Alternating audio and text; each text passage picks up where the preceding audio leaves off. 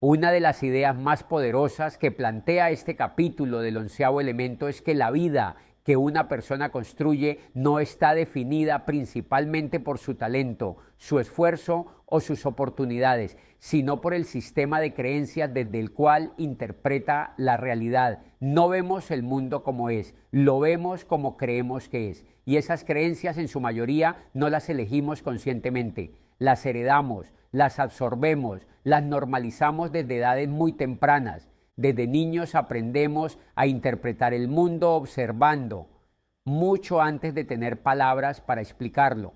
No aprendemos principalmente por lo que nos dicen, sino por lo que vemos repetirse una y otra vez frente a nosotros. Observamos cómo reaccionan los adultos ante el dinero, si lo viven con miedo, con tensión, con culpa o con obsesión.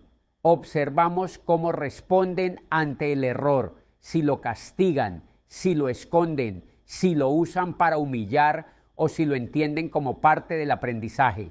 Observamos cómo se relacionan con el éxito, si lo celebran, si lo envidian, si lo minimizan o si lo consideran peligroso.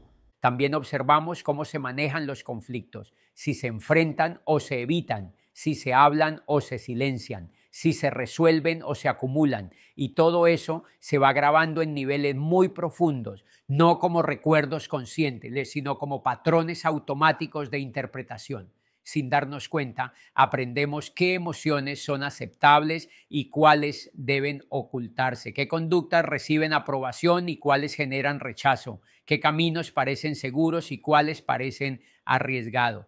A partir de esas observaciones constantes, vamos construyendo un mapa interno que no solo nos dice cómo es el mundo, sino cómo debemos movernos dentro de él para sobrevivir, encajar o ser aceptados. Ese mapa nos señala límites invisibles, hasta dónde se puede hablar, hasta dónde se puede soñar, hasta dónde se puede aspirar sin provocar conflicto o rechazo.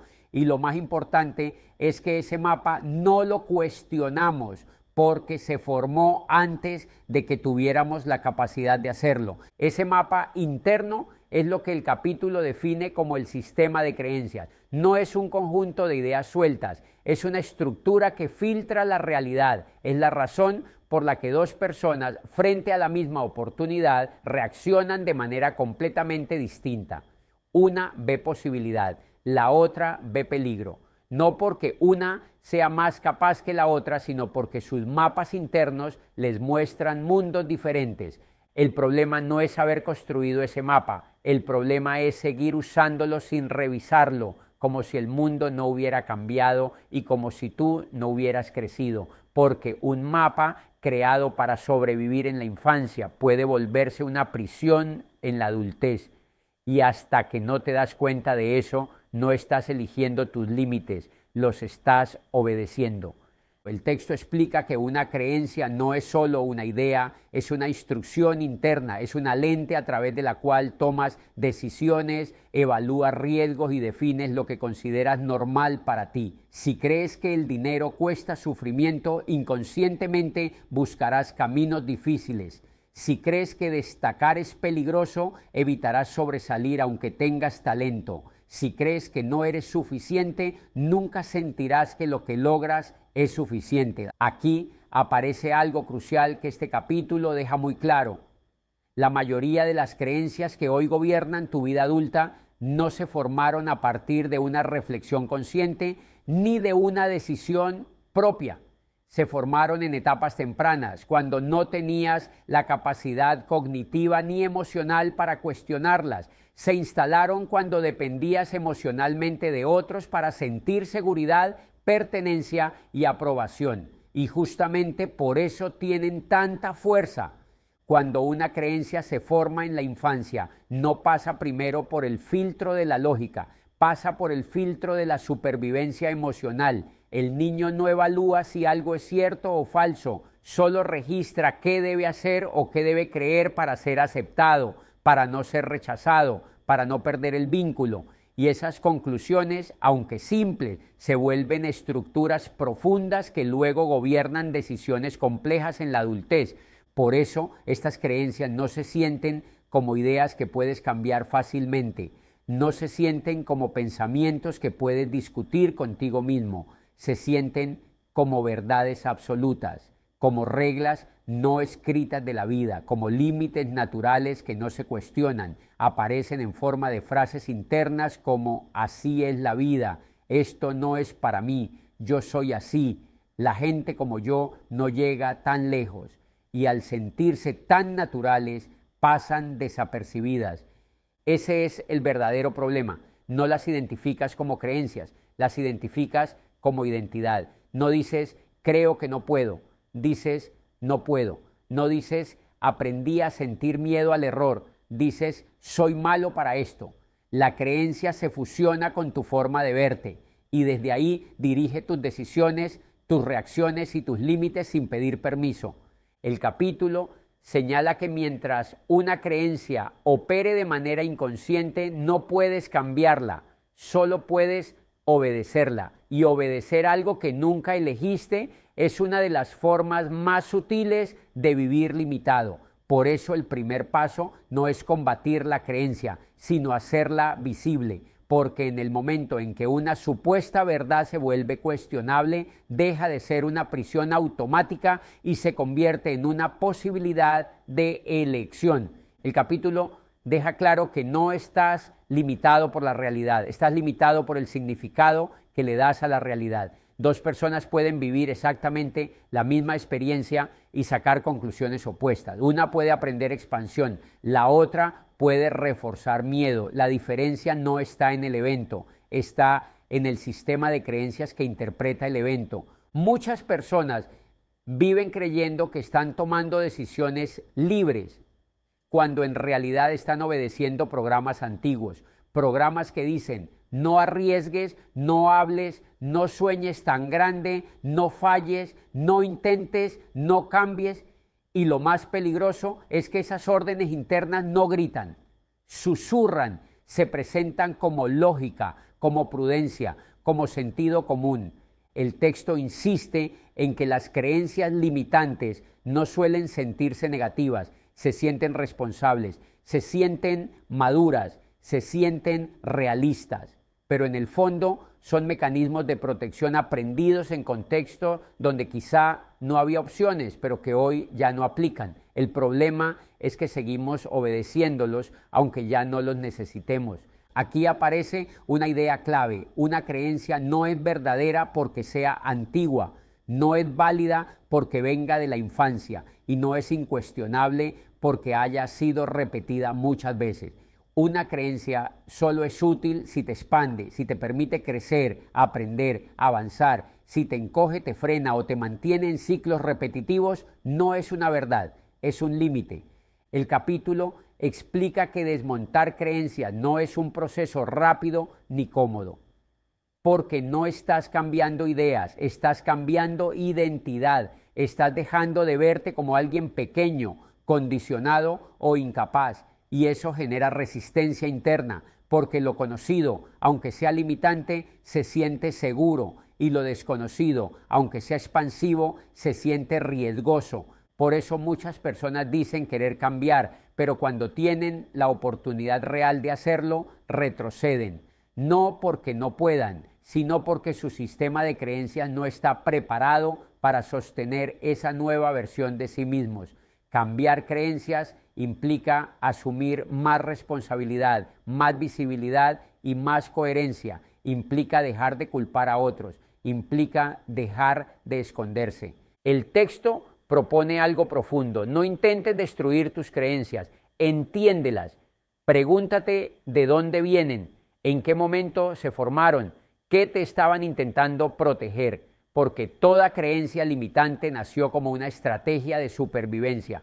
Tal vez te protegió del rechazo, tal vez te ayudó a encajar, tal vez te permitió no sufrir en un entorno difícil, pero una estrategia que te salvó una vez puede convertirse en la prisión que hoy te limita. Aquí se hace evidente que el crecimiento personal no consiste en añadir más información, ni en acumular conceptos nuevos, como si eso, por sí solo, fuera a transformar tu vida. Muchas personas saben muchísimo, pero siguen viviendo desde los mismos límites internos. porque el verdadero cambio no ocurre cuando aprendes algo nuevo, sino cuando te atreves a cuestionar las historias internas que has dado por ciertas durante años. No se trata de repetir afirmaciones positivas sin sustento ni de forzarte a pensar bonito mientras sigues actuando desde el miedo. Eso no es transformación, es evasión. Se trata de observar con honestidad tus patrones, tus decisiones repetidas, tus reacciones automáticas, esos miedos que aparecen sin que los invites, mirarlos sin juicio, pero sin excusas, y desde ahí hacerte una pregunta incómoda, pero liberadora. ¿Esto que creo es una verdad real o es una herencia emocional que nunca elegí conscientemente? Porque en el momento en que empiezas a distinguir entre lo que es tuyo y lo que fue aprendido, recuperas algo esencial, la capacidad de elegir quién decide ser a partir de ahora. El capítulo también señala que cada creencia crea un techo invisible. No importa cuánto trabajes, cuánto te esfuerces o cuánto sepas, si tu sistema de creencias dice hasta aquí, inconscientemente sabotearás cualquier intento de ir más allá, no por falta de capacidad, sino por lealtad a una identidad antigua. Desmontar una creencia limitante implica reemplazarla por entendimiento, no por fantasía, no por negación de la realidad, sino por una visión más amplia y consciente. Entender que puedes aprender lo que hoy no sabes, que puedes desarrollar lo que hoy no tienes, que tu pasado explica cosas, pero no las determina. El texto deja claro que el cambio real ocurre cuando dejas de preguntarte qué te falta y empiezas a preguntarte qué creencia te está frenando, porque muchas veces no es falta de recursos, es exceso de límites internos, no es falta de oportunidades, es una percepción reducida de lo posible. Y cuando comienzas a desmontar esas creencias, algo cambia de manera profunda y silenciosa. No ocurre como una explosión externa ni como un giro inmediato en las circunstancias. No es que el mundo de pronto se vuelva más sencillo o que desaparezcan los retos. Lo que cambia es el espacio interno desde el cual te relacionas con todo lo que ocurre. Te vuelves más amplio por dentro, más flexible en tu forma de interpretar la realidad, más consciente de por qué piensas lo que piensas y reaccionas como reaccionas. Empiezas a notar que muchas de las decisiones que antes tomabas en automático estaban guiadas por viejos miedos que ya no se ajustan a tu vida actual. Miedos que no nacían del presente, sino de experiencias pasadas mal interpretadas. Al hacer visibles esas creencias, dejas de confundirlas con intuición o con lógica y empiezas a verlas como lo que realmente son, filtros aprendidos. Desde ahí tus decisiones comienzan a cambiar. Ya no reaccionas de inmediato ante el miedo, la crítica o la incertidumbre. Te das un espacio interno para elegir y ese espacio es clave porque es ahí donde aparece la libertad real. Empiezas a decidir desde elección y no desde reacción, desde comprensión y no desde impulso, desde visión y no desde miedo. El capítulo muestra que este cambio no te convierte en alguien que nunca duda, sino en alguien que duda con conciencia.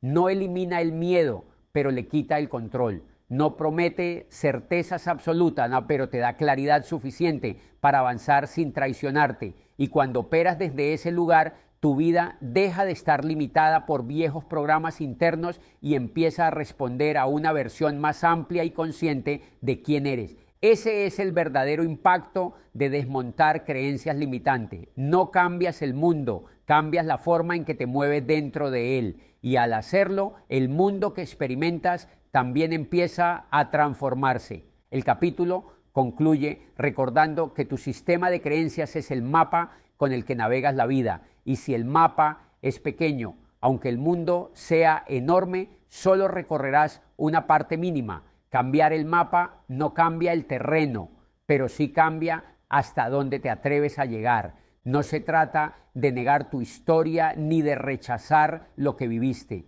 Tu historia tiene un valor real porque te formó, te enseñó y te permitió llegar hasta donde estás hoy.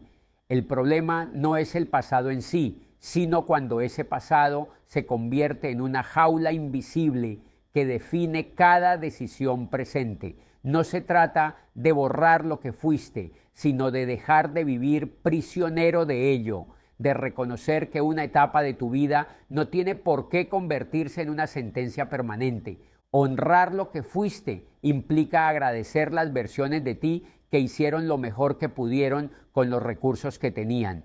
Versiones que aprendieron a protegerse, a adaptarse, a sobrevivir en contextos que quizás no eran fáciles, pero honrar no es lo mismo que obedecer eternamente. Honrar tu historia no significa permitir que determine el tamaño de tu futuro, significa reconocerla sin dejar que te limite.